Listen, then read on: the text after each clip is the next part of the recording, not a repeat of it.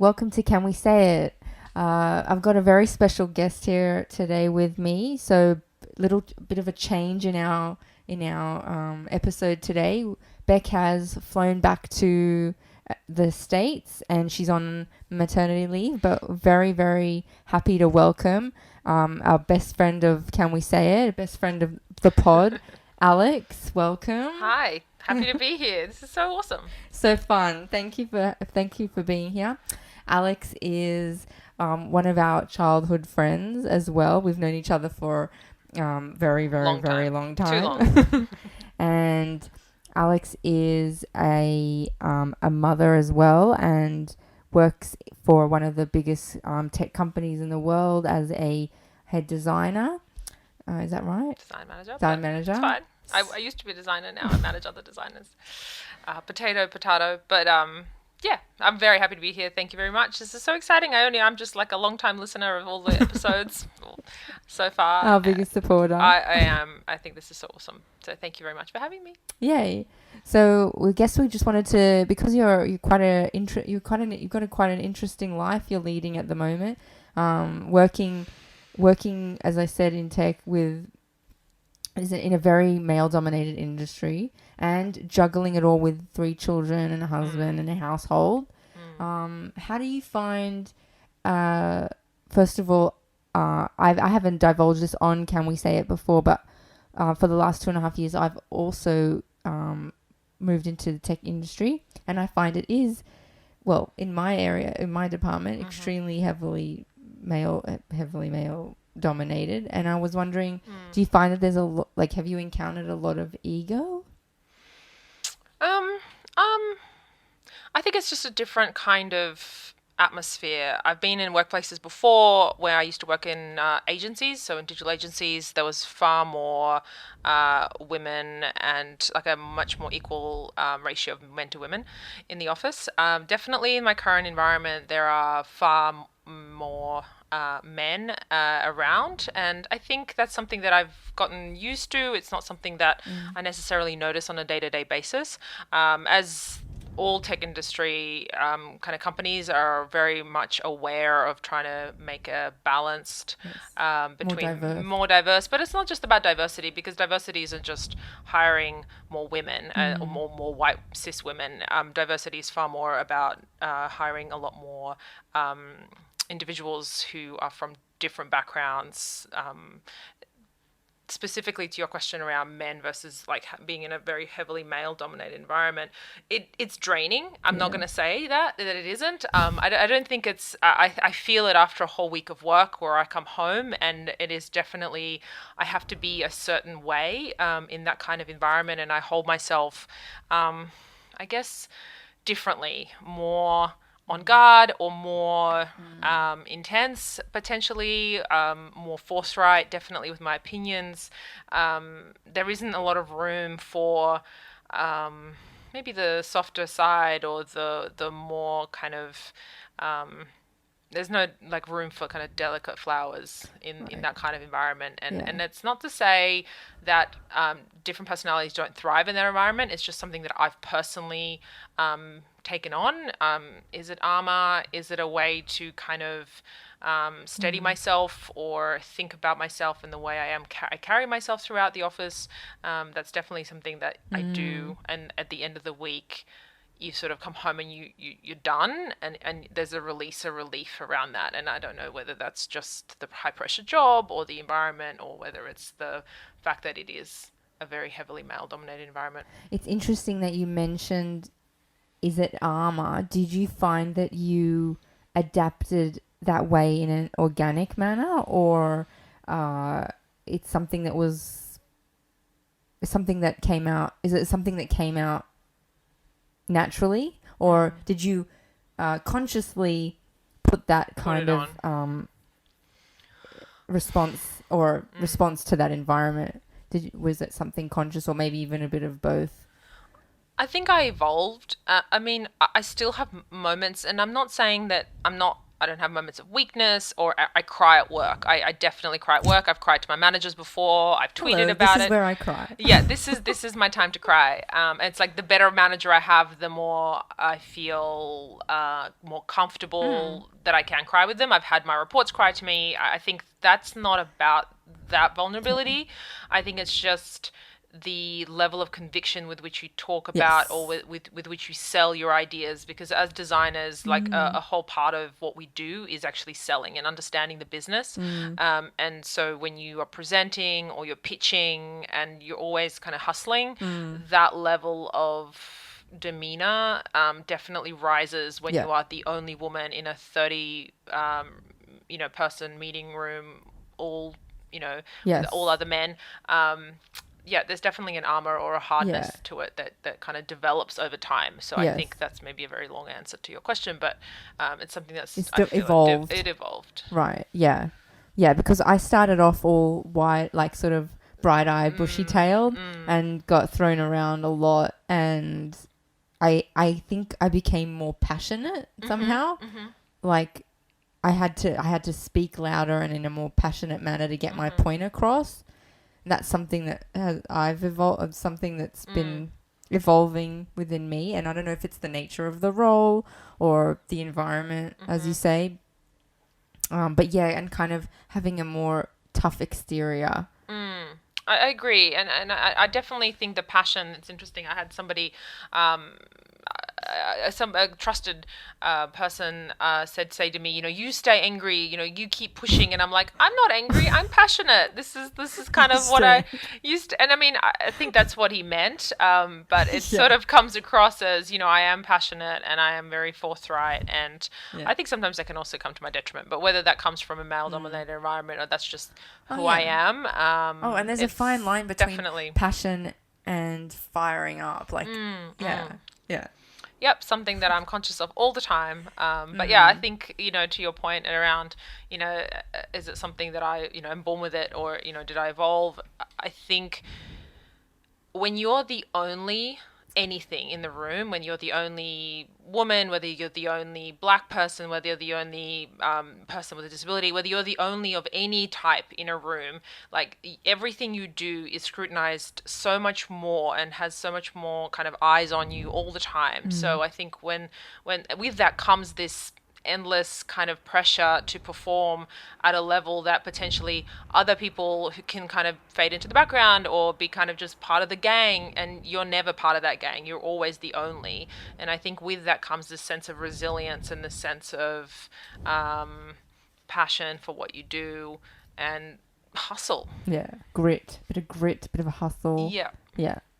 And you mentioned being able to, after a week's worth of work, being exposed to that, coming home, and how do you switch that off? Like, what Hmm. are some of your ways that you, and do you have to switch it off? And how do we juggle the family? What are some of the things that you Hmm. do?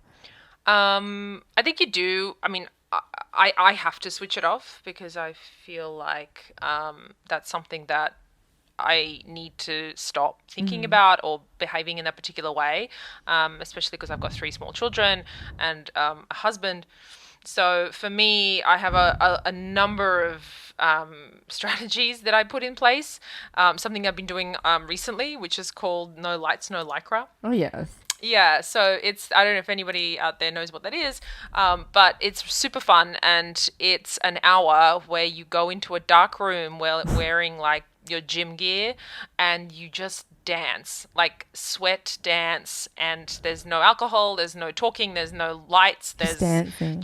there's not about the outfit, it's not about like going out, it's not a sceney sort Mm. of event. It's just pure release, Mm. and that kind of just gives me that sense of self and really helps kind of all the sediments in your head, I don't know, Yeah. that float around, it kind of they all distill, and I find something like that is super powerful for me. Cool. Yeah, so I do I'm that. very excited because you invited all us girls. I did.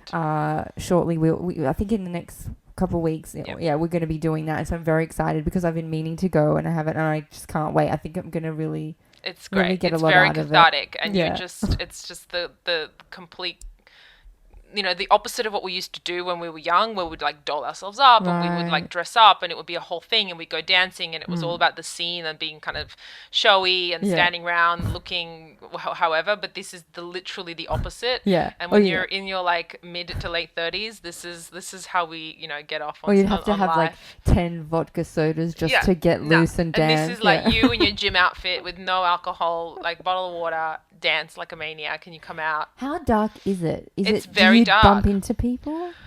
You have a sense of. I wear glasses. So I take my glasses off to like make it even more like detached. This is my Oh personal my preference. God. Like I don't. Yeah, I kind of want to make it like even more in my own head. It's you can kind of sense people around you. Right. So it's not it. Especially at the beginning, it's still kind of dusk outside, and so it's in a big kind of hall, like a school hall.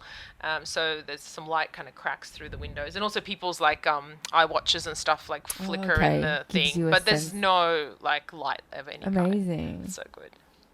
So it's Cool. one of And my tricks. you do yoga as well? I do 'Cause do we did yoga. a yoga I do yoga. sesh. I do love yoga as well. I try to do that at least twice a week. And I also have an app that I do. So I do a 15-minute yoga session before I go to bed every Which app do night. you use? I'm curious. I use Yoga Studio. I have been used that for years. Is it do you have is does it give you your choice of how long you'd like to spend? Yes. Yeah. Okay, So you can even have awesome. 10 minutes. If you have Oh, 10 minutes, awesome. like do a 10-minute yoga. But Or if you like have an half an hour. hour, Yeah, you you can can do. do all the That's different. And then you can do awesome. beginner, intermediate, and then you can even change the poses and stuff. My husband and I do it together. This is Oh what my we gosh, do. that is so This cute. is so sad. Yeah, we have our little mats I and we love it. squish I love that. on the floor in our bedroom and we do it together and then we go to sleep. We love that. I'm admitting too much. Yeah, but those are the things that I do to kind of like separate. I listen to a lot of podcasts as well. I Yes. always listen to when I'm traveling, commuting to work. I listen to like a work-related podcast, and usually around design or leadership or something around the news, something a bit more hard-hitting. And then when I come home, I'm always listening to a funny, trashy. I'm currently listening to Ali Wong's new book on Oh, yeah. Audible. Like hilarious. So just again to like separate my work life and home Awesome. life. Cool. Awesome. And do you find that it's easy to after doing all that kind of communication you were talking about at work to communicate to children? How do you find like switching that part off? Because I find it quite difficult personally. I can if I'm having a good week and it's like those memes. If I've had the perfect amount of sleep and the yoga and like skin's good and everything, like all the Stars universe align. is aligned, I can have the most patience in the world. Well, I think I've said this before. Like I feel like, especially when I have running a team and running a household is kind of quite similar. I think the way I speak to my reports, I very much try and have open-ended questions and trying to make sure that I'm not like spoon feeding them a particular solution. It's the same with children. Like you want them to kind of come up with these ideas themselves, like giving them choices or getting them to kind of Yeah. unpack certain parts of their day. So I do see that similarity, and I think that is the part of parenting I particularly enjoy, is really kind of getting them to push themselves or be their own person, whether they're doing like an activity after school or whether they're having a friendship fire or whatever it is, like really nutting it out with them. That's the bit that I really love. I don't love like the newborn stage, which I know you do. I do like a I freshie. do not. I do really love the newborns, the fresh ones. I really do. I know. Just because it's so straightforward. Like I know it's either one of five things. I know the whole sleep deprivation is difficult, but it just seems so much easier than what happened today when my preschooler doesn't like that particular dress when they've been obsessed with every single dress under the sun. All of a sudden that dress isn't good enough. And no, all of a sudden I'm not wearing dresses at all anymore. It's just skirts, and every skirt we have is in the wash. I feel like I've touched a nerve. I can relate to this. I mean, just the baby thing, and now it's going to be out there that I'm a terrible person, that I don't love babies. I had twins, and so, I mean, the first, Justified. justified, but, well, yes, hashtag blessed, hashtag oh my god, but, when I had my first, the first baby is so hard no matter what. Like, it's hard. You don't know what you're doing. I'm not great. I'm an only child. I've never really been around babies. I don't do babies. And so the first nappy I ever changed was my firstborn daughter's nappy in the hospital. And so, I don't know, I just find them awkward, and they can't focus on you, and there's no response, and I can't, it's like, I can't, if I try the 5 things and they're still screaming, like, I can't accept that they just scream. Yeah, And that's so true. with the preschooler situation, now you and I were pregnant at the same time, and Yes. I was pregnant with my twins, and you had your second daughter, and I too now have the insane mornings of this dress, not this dress, but that dress, these shoes, not these shoes, the sparkly ones. Which ones? The sparkly ones. They're all fucking sparkly, excuse me. Yeah, so I get it, but at least I am problem solving, and I can do this. Like, I will Oh, yeah. find the dirty dress, and I will pick it out of the wash, and I will put it on her so we can just leave and get out the door. And I'm all about getting out the door if they're dressed in something. It's true. We are winning. Our minds. My standards have lowered. Oh, massively. Yes. My standards are like beyond. Like, Yeah. But my firstborn would never wear any of that No. during, like, when she was that No. age. But this one, she runs amok. She looks like a homeless child. Yes. Right? So Yes. standards Yes. are way Yes. lower. Our mothers love this. But, like, I'm talking about, like, our brains expand so hard. Like, I find myself doing this whole act, and I can somehow negotiate or convince I become an influencer where I can. In my family, yes. sell this Yes. this dress. I sell it. Yes. I can sell. I know. I can sell any of these Kmart dresses to my kids as well. It's crazy, but I can convince one. But with twins, there's always one will always go awry, and so it's challenge. It's very challenging. Yeah, I do feel like the skills that I have as a parent, as a mother of 3 daughters, definitely transferable skills that I use in the workplace day to day. It's the same type of selling that I do. And logic and sort of reasoning. Yeah, problem solving, design thinking at its best. Concentric and, human focused. I know, right? I know. Yeah. Okay, so speaking of mum, juggling, I've made the biggest administrative error as a mother of my life. Oh God.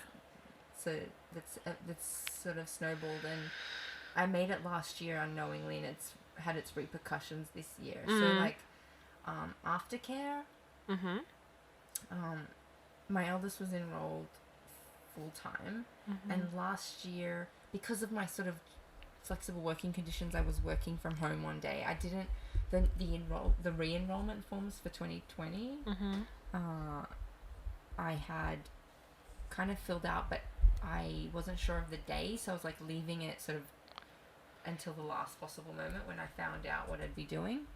So, and the checkboxes are really small and they're up the top, and I don't know what, but I ticked, but I missed Monday, Tuesday unknowingly, and no one cottoned onto it. Their administration didn't cotton onto it, even though she's been going there for the last 5 years or whatever it is.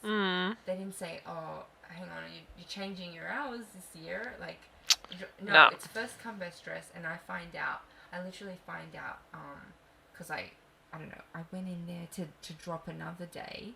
I went there to drop mornings. And they tell me, and then she tells me, oh, and you're not doing Monday, Tuesday, just, whatever it is, Wednesday, Friday. And I said, what? Wait a second, what? No. Monday, Tuesday as well. And she's like, there's no spots. No, there's a waiting list now. There's like 20 or 30 people down the list. What? Is there any preference because she's been like a lifer? Like... Just for everyone else listening to aftercare, like that's like what we do after school, like in Yes. Australia. Like that's one of those Yes. things that happens when school finishes at 2:45, Yeah. and then they have to be somewhere else until like 6 o'clock. Yeah. Or when you come pick them up. So Yeah. yeah, can either come at 5 or hopefully man. not at 6 o'clock. But if you need it, if you're at work, then yeah. Mm. So yeah, and I have no mother who is available. Like like grandparents are not. Yeah, one of the grandparents is not on the table as an option because she's working full time. Mm-hmm. So that was the biggest administration I have made in my mothering career. I've missed one lunch box. One lunch, and it was just a sandwich I missed. I put recess in. I missed one sandwich in 6 years. If only there were plaques for this kind of commitment. If only there was awards. So you can Nothing. imagine I was absolutely like in shock and like almost crying to this lady like I can't, we can't. What do I do? I've got nothing. We've got no one. What am I going to do? So what did you do? Okay, so she obviously saw my distress and she goes, look, I've got casual days that I can offer you just for the next few weeks because there's someone on holidays. Sounds blah, great. Blah, blah. Mm-hmm. Yes, do that until I fix my life. Yeah. And that may have transpired into why my mother isn't talking to me at the moment. But I just sort of was like, unleash my woes to her, and she wasn't very supportive. So maybe I was like a little bit like, okay, fine, work forever, that's fine. So did you want her to actually help? yeah, I would have liked her to try and help, but Yeah. she didn't. So then I was like, okay, I'm on my own. It's fine. I'm on my own. We're on our own. Yeah. Nick and I. And so, you won't believe what's happening. So Mondays and Tuesdays, my dad and his carer, and my dad's not well. It's like he doesn't work, but he's not he's a sick person. And his partner are picking her up Mondays and Tuesdays in an unmarked white van. No, seriously. Oh my god. Well, that's well done you. We hustle. Talk about Problem resilience solving. and problem solving. Yeah, but That is nuts. it's very sweet of them. Ooh, that's tonic water in a wine glass. That's very sweet of them, to be honest. Like, it's really amazing. Like, but it's giving them, I think, a little bit of purpose in their days. And it's really wonderful. Like, They have a really job nice. to do. They have a job to do, but it's just like if they can do it.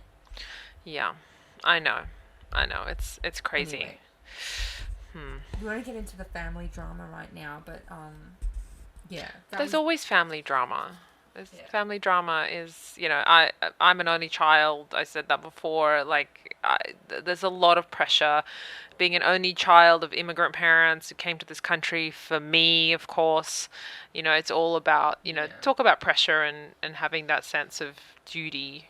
Yeah, definitely something that I'm very familiar with. I'm so jealous because you are moving countries and you're going to be closer to Beck. I am.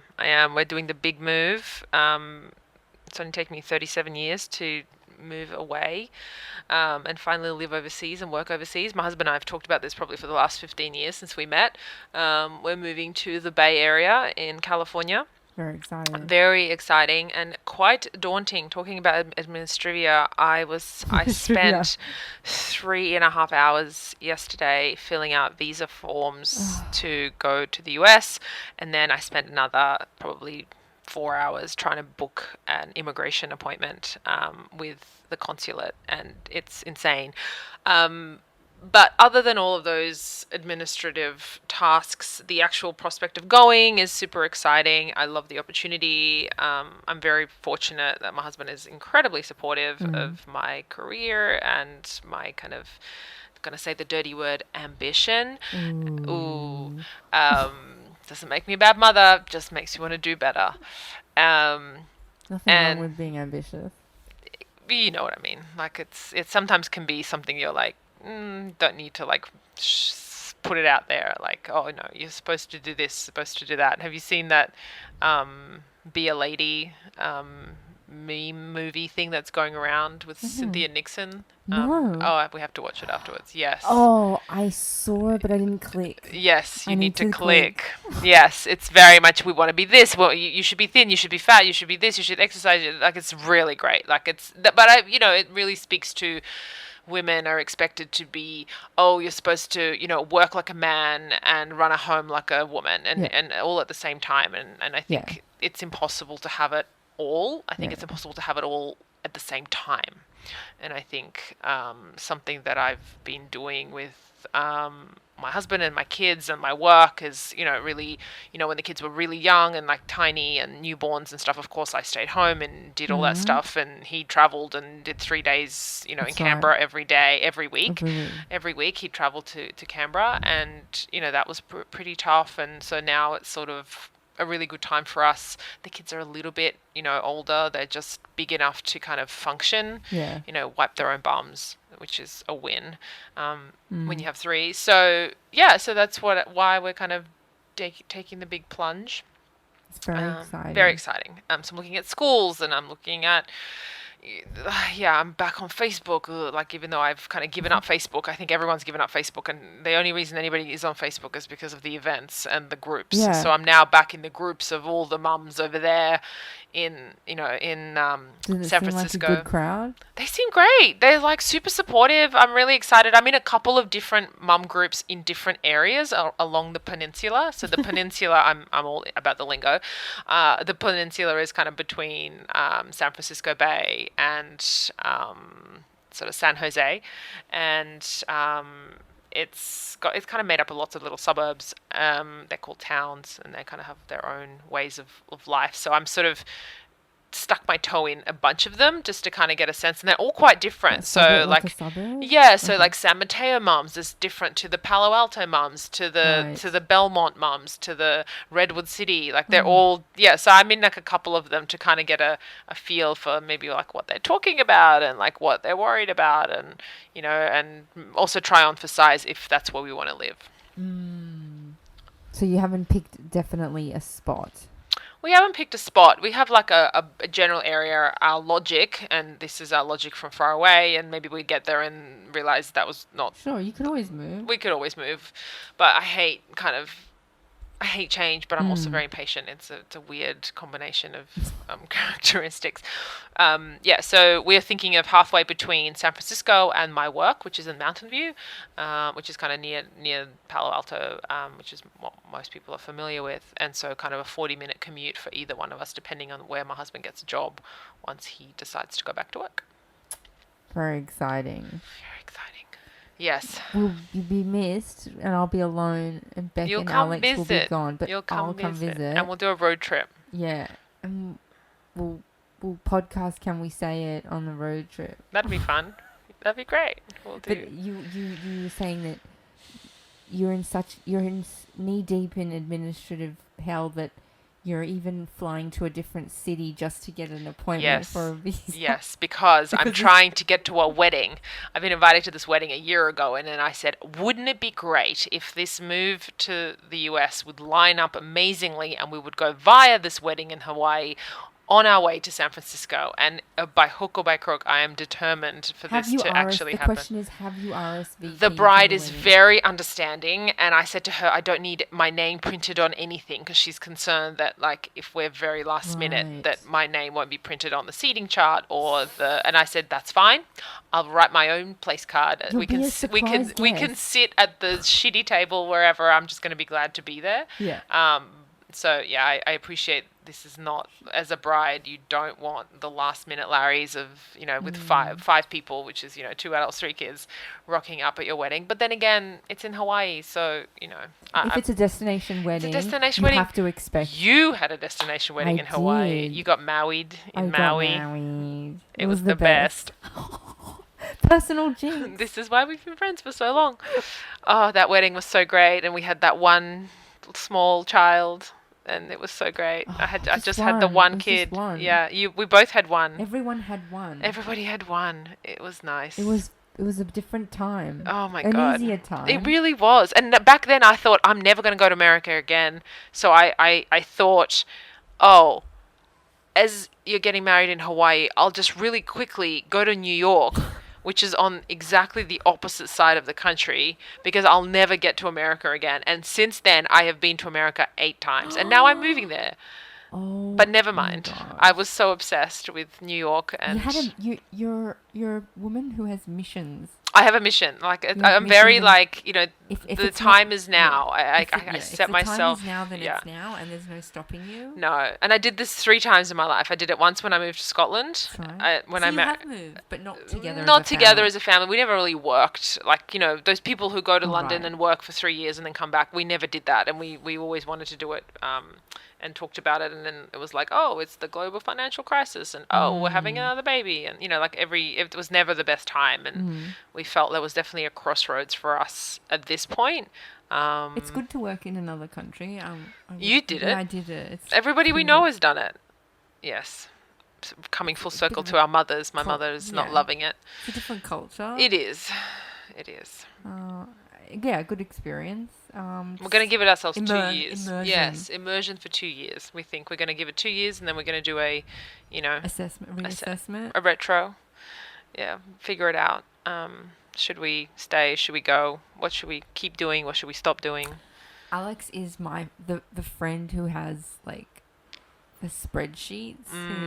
There are many spreadsheets. I have many I work for a company who deals with, efficiency and best ways of working and teams, how to unleash the potential of every team. So it's very much translates into my day to day, But you where I always, use like even before Trello. you And worked I know for it's always You been my always had thing. a list. There's always a list. There's many notes in my phone. There's Trello boards. There's Google spreadsheets, and there's an evolution from the note to the Trello board, from the Trello board to the Google spreadsheet. You have a method. There's a method to my madness, and my husband and I share all of those things, so we're like on them together.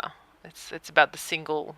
It's also truth. list. It's also truth. Man, It has to be. I know. Anyway, yeah. just to get it all done, right? Do you and believe in because Nick's pushing? He pushes for. He loves that big. He's got a big physical calendar on the board, and I'm like, I like a digital calendar. I love a digital calendar. I'm like, who I'd like to who the hell digitize this. remembers this calendar no, at he's like, home? Because you're in the kitchen, look at the calendar, and I never look up. No, but I'm always on my phone, so thing. I couldn't. And also, I live on my phone, and like, it's a way of communicating. And I'm a night person, and my husband's a day person. So in the night, I will go through the calendar and like add stuff and like put reminders in and Notes, invite everyone description. notes. And there's a whole kind of process. And then I feel like a release that it's all in this calendar, and he has all the notifications, and it's all on him to whether he like looks at them and accepts them, or it's just it's just my crazy. Because I always get tripped up because I haven't looked at the physical calendar. But then some events I have are in the digital calendar. Oh, man. I've got it's not the ideal situation or system, but I get the whole thing of writing it down. I get where he's coming from. And to be fair, it is huge. Like, and I'm trying to like get into it more, look up, write it down. Because if it's not in there, it's not Anyway, true. It didn't happen. It didn't happen. And potentially plans could go awry. Yes, before we had kids, like my husband and I used to fight. Like fight is the wrong word, but like heated disagreements around like, oh, we have this thing this afternoon, and he would have made plans about this other thing this afternoon, and so which thing would win and which thing would we go to, and eventually it was like, right, if it's in the calendar, that's what we're doing. If the other thing's not in the calendar, we're not doing that. And over time, I think like it's definitely been like a marriage hack. Like having that shared calendar has been like a lifesaver. When we do ask, like, well, we even write it in like wedding cards to like newlyweds. It was so daggy, but like, if nothing else, you get that shared calendar. Life just seems a little bit more manageable. Yeah. I have one last question for you. This has been great. So, okay. With your toaster at home, I know this is going to sound random. I like how we're going deep. This is a podcast about It's really been bothering me. If someone puts like a crumpet in or something that like needs to be toasted on a high level, are they responsible for turning it down? No. Or is the person who comes to use the toaster next? Yes, okay, I needed someone like you. Oh yeah, no, you have to check, because otherwise Okay. I was What do under the you think? impression that if you put it on a high level, you should turn it down. But you're so busy trying to make the toast and eat it or serve it to the children who are always starving that I Yeah. feel like it's the next person who is Okay. full of hope and optimism about having this toast. Right. They're much more in the mindset of like, Okay. what do I want out of this meal and what toast will I need? Fair enough. Okay. All right. We're solving the world's problems here. Thank you for joining us. Thanks for Thank you having for me. joining. Can we say it? We'll see you next time. Sounds See ya. great. Bye.